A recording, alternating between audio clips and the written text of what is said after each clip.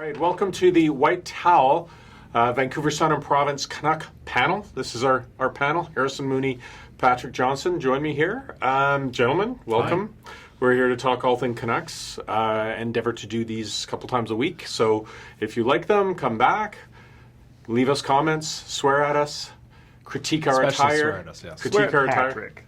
I don't want to deal with that. Send it to Patrick. I get sworn at every day. It's part of my job. I embrace it. I'm sorry I do that. Deserve it. Yes, exactly. But Patrick, let's start with you.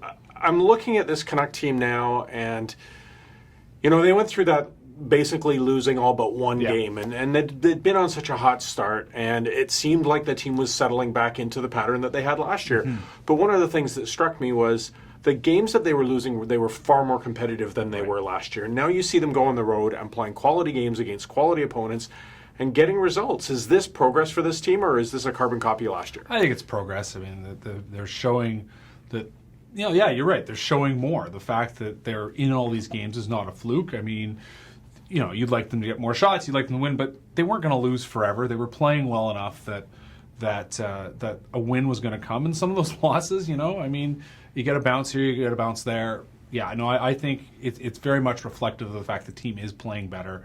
Long way to go, of course, but yeah, it's better to watch, that's for sure. Harrison, you've been around this team for a long time. I know you wear your heart on your sleeve a little bit more than some other people about this team, or at least in the past you have. He sings about it anyway. Yeah, don't do this. Well, no, we've got to get that going again. We tried to get Botch to sing at the province. Just wasn't a good idea. He doesn't have the voice. Jonathan McDonald still hasn't recovered from that experience. Anyhow, let's talk about this team. Where do you see them? Removing the Sedins, and the fear was that they wouldn't have the leadership. They didn't want to name a permanent captain, but I've seen probably more character from this team than last year's edition. Yeah, I think that, going back to the question you asked Patrick, I mean, this is absolutely progress just because, last year's team looked a little bit rudderless. It was hard to kind of see what the future was going to look like. The word rebuild was being thrown around, but, I mean, what was it? And now this year with Elias Pettersson, suddenly they've got a first-line center that clearly is going to lead this rebuild, and you're starting to see a lot of other pieces fall into place. So, I think that this is an exciting time for the Canucks, as opposed to last year, which was bland. Yeah. I mean, it was bland. And it's been said, Pettersson is totally the story, and he remains the story. The fact that they have a guy that they can build around who's clear number one future center for them, who brings a different dynamic than they've had before. The Sedins were playing great, but it's one of those weird ones. It's not addition by subtraction. It's just completely resetting what they're trying to do as a team. And the Pettersson way he plays, which is a very much more, north-south. I mean, he's still obviously a very agile player, but it's still aggressive, going forward kind of player.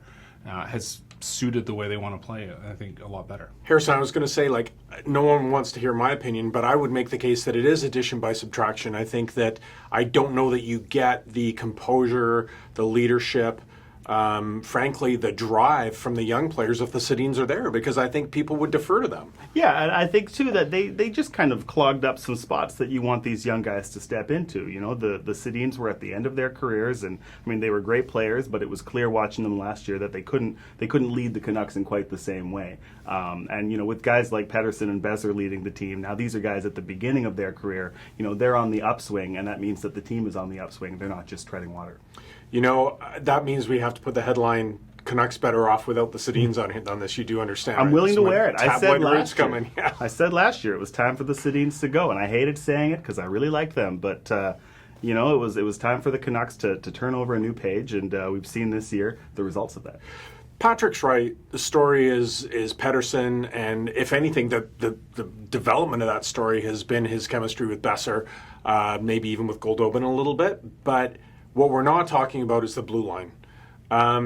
Going into the season, such angst from Canuck fans about the same group coming back. And certainly I wouldn't say that group has improved much at all. Still looks like there's a bunch of no-chancers there that are holding spots for other guys who are coming later. Your assessment of how the Canucks defense core is played? Well, we're not talking about the blue line because there isn't much to talk about. It's not just that it's the same blue line as last year. It's just that it was clear last year that this blue line wasn't even close to good enough. And you look at the depth chart, 1 through 6, 1 through 7, it's hard to argue that any of these guys are going to be with the team when this rebuild is, complete. You can look Depends at when you say complete as, yeah. Yeah, we'll say when the Canucks are a contender. When at the beginning of the year people aren't saying 70 points, 75 if we're lucky. You mean at the beginning of the year they aren't going tank for a better draft pick? Yeah. When that happens, it's hard to see if any of the Canucks Blue Liners will be with the team. Patrick, how's the defense look to you? They've had moments of success. Obviously, Ben Hutton's been better, and Troy Stecher's been good. But in the total, the fact that Edler's getting older, Tanev's getting older. I think the point of where are they going to be in 2 or 3 years? You can set the next expansion draft as a useful exercise. How many of those guys do you actually want to protect? Quinn Hughes, if he plays it in the year, they'll have to. You assume Quinn Hughes is going to develop into being a top-end defender. We don't know what Olli Juolevi is going to look like still. We still think he's going to be an NHLer, but he has to actually play in the NHL. And that's, that's what 3-4 guys at best. And, Troy Stecher is a fun player, but is he one you build a team around? I don't think so. I think he's a player that's good to have on your team, but you can always look for somebody else. All right. Thanks, guys. Keep coming back to the Vancouver Sun and the province for our Whitetail coverage all season long.